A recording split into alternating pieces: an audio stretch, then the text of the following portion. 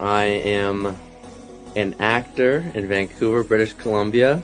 I grew up in a small town, Kamloops, like 4 hours away from here. Yeah, growing up, I think I was always sort of an artsy kid. I made YouTube videos with my friends and little skits and sketches.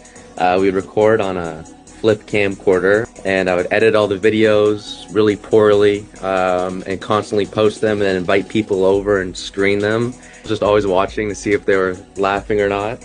And getting into acting, I remember before grade 1, my mom, because I liked science and the arts, and she said, "You want to go to a science school or an art school?" And I said art school, and taking that from grades 1 to 7, I think really informed me until today still, because it taught us math, science, singing, dancing, acting, performing were all as important. It wasn't like, oh, theater's the easy class.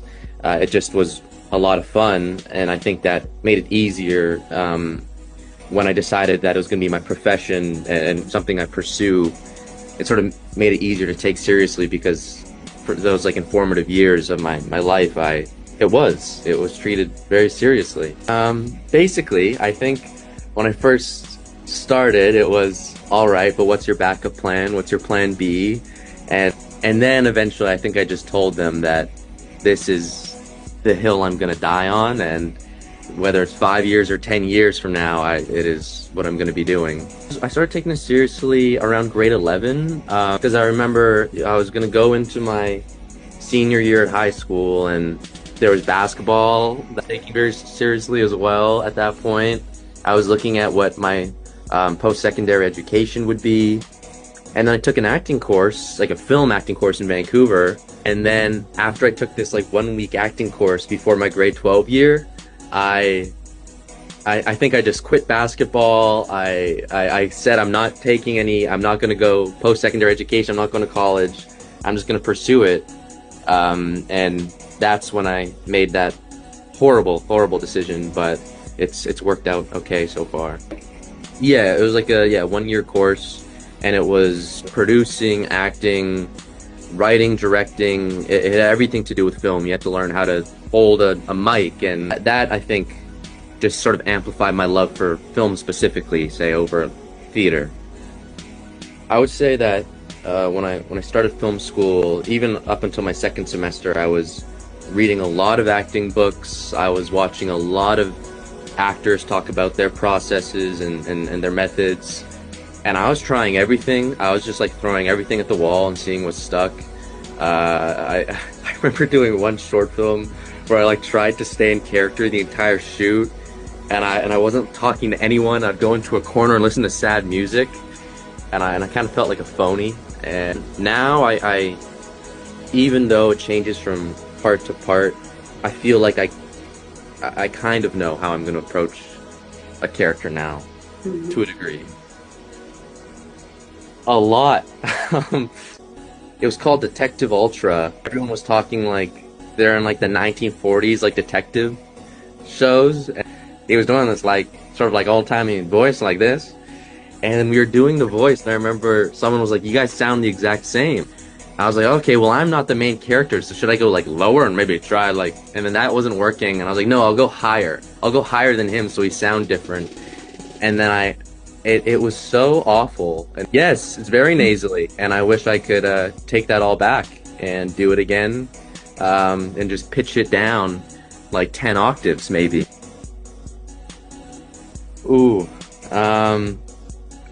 yeah, they're all still my friends, so I wonder. I think I would choose like a Final Destination or like a Texas Chainsaw Massacre, just so we could all die. I see them almost weekly, a lot of them, and they've always just believed in me. Even, you know, as an actor, a lot of times there's not really much going on for you to have any faith in yourself or your prospects, but they always did. So I think that they always kept me going, so I'm still very grateful. Support me with a little bit of making fun of me. No, I don't have any preference. I don't think of genre. I do prefer, I like a good script, I think, and a good script's a good script no matter the genre to me. I like comedies are easier, I feel, especially here in Vancouver where I have my Langara group and everyone.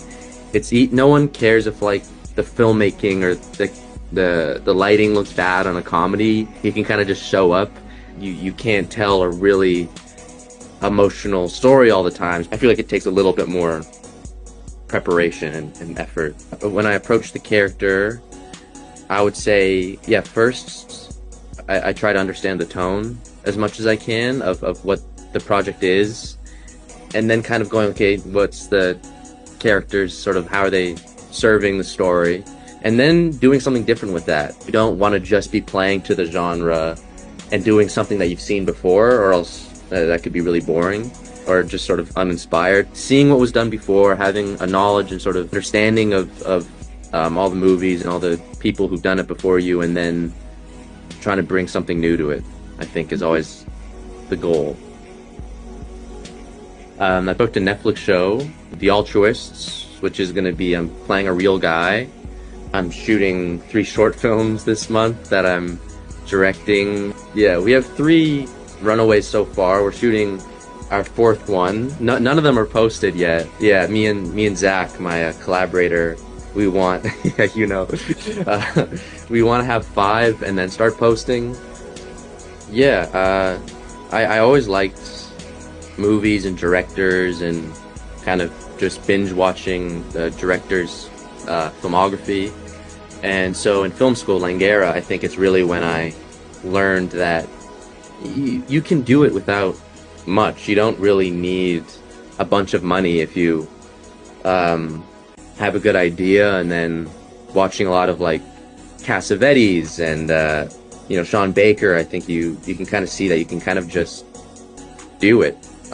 Me and Connor both sort of have that ambition and belief that all you really need is a camera and then sort of like your crazy ideas. Transition into it was I think easier. I don't know. I feel like I already knew a lot of the camera stuff just because I liked it. And then because of acting, I think it was a little easier to talk with actors and direct them. Yeah, my first short film was I did not do a great job at any of it, but that was my lesson. It was a long, painful, agonizing shoot, and it's Snow Angel. I'll post it soon. It was my first short film that I directed. I'll post it. I'm surprised that cocky little kid was right to any degree. Very grateful. I thought I was gonna book something. I think the little cocky little kid in me was like thinking I was gonna book right after film school and I'd be off to the races. I'm so glad that didn't happen. That would be, I think, too scary. I wouldn't have my footing. Yeah, I think my ego would be too fragile. It would be unhealthy. But I was ready for like 5 years, 10 years to get my first chance at a bigger role. Ridiculous. It's it's really crazy. I remember just me and Connor. I remember seeing all like the posts and all the like fan bases, and we just kept looking at everything and seeing the amount of like likes and views from all over the world it was getting, and that was, you can't even wrap your head around it. I think it just comes with a lot of gratitude. Everyone is so positive, and I'm so confused why. It's very sweet, and it's just I think we just want to do an amazing job. On my screen, Dark on Netflix. That's amazing so far. I'm rewatching Twin Peaks, which has always been one of my favorite shows. For movies, I watched La Camera. It's an Italian movie with Josh O'Connor right in the middle, and it is fantastic, and he's amazing in it. For music, I always like Pink Floyd, A$AP Rocky, Lana Del Rey, Motown music. Recently get into Bad Bunny, some Shoreline Mafia. Oh, this band, Echo and the Bunnymen. Hopefully directing my own and acting in my own features. I still want to always be an actor. There's so many stories I want to tell. I'm a selfish, greedy little prick that I want to direct them myself and tell my own stories that I write. And hopefully I have a good team around me at that point that turn that into the feasible thing. We did it. No, you seemed very cool. Calm, cool, collected, like you didn't even care about the book. Page. Best page. Rivalry Central. There we go.